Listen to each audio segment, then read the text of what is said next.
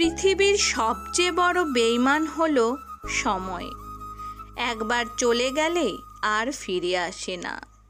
সবচেয়ে স্বার্থপর হচ্ছে সুখ, যা বেশি দিন থাকে না।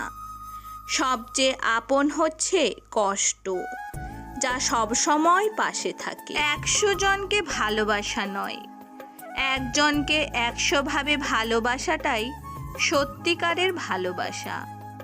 শ্বশুর বাড়িতে মেয়ে অত্যাচারিত হয়ে ডিভোর্স চাইলে মেয়ের পাশে দাঁড়ান, কারণ মৃত কন্যার থেকে ডিভোর্সি কন্যা অনেক বেশি সম্মানের। মানিয়ে নেমা এই কথাটি আর নয়। কে কি বলল তা না ভেবে নিজের মেয়েকে বাঁচান।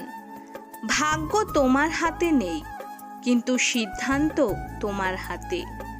ভাগ্য সিদ্ধান্ত নেয় না, কিন্তু তোমার সিদ্ধান্ত তোমার ভাগ্য এনে দিতে পারে।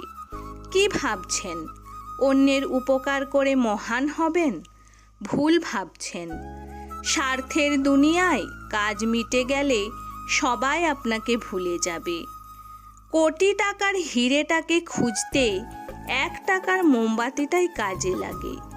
সুতরাং জীবনে কাউকে কোনোদিন ছোট মনে করো না। সময় সিদ্ধান্ত নেয় কার সাথে জীবনে আপনার পরিচিতি হবে। হৃদয় সিদ্ধান্ত নেয় কাকে আপনি আপনার জীবনে প্রত্যাশা করেন, এবং আপনার ব্যবহার সিদ্ধান্ত নেয় যে কে আপনার জীবনে চিরকালের জন্য থেকে যাবে। একটা শিশুকে দুনিয়ার মুখ দেখাতে মা যে কষ্ট সহ্য করে, তা বাবা সারা জীবন ভালোবেসেও শোধ করতে পারে না।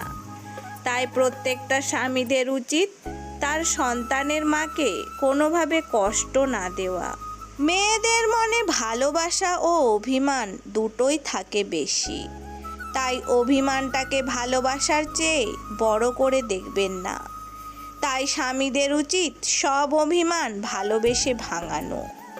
কিছু মানুষ আপনাকে এতটাই অপছন্দ করেন যে তারা প্রথমে আপনাকে পাত্তাই দেবে না, তারপর আপনাকে নিয়ে হাসাহাসি করবে, তাতেও কাজ না হলে লড়াই করবে। কিন্তু এত কিছুর পরেও আপনি যদি লক্ষ্যে স্থির থাকেন, তাহলে আপনিই জিতবেন।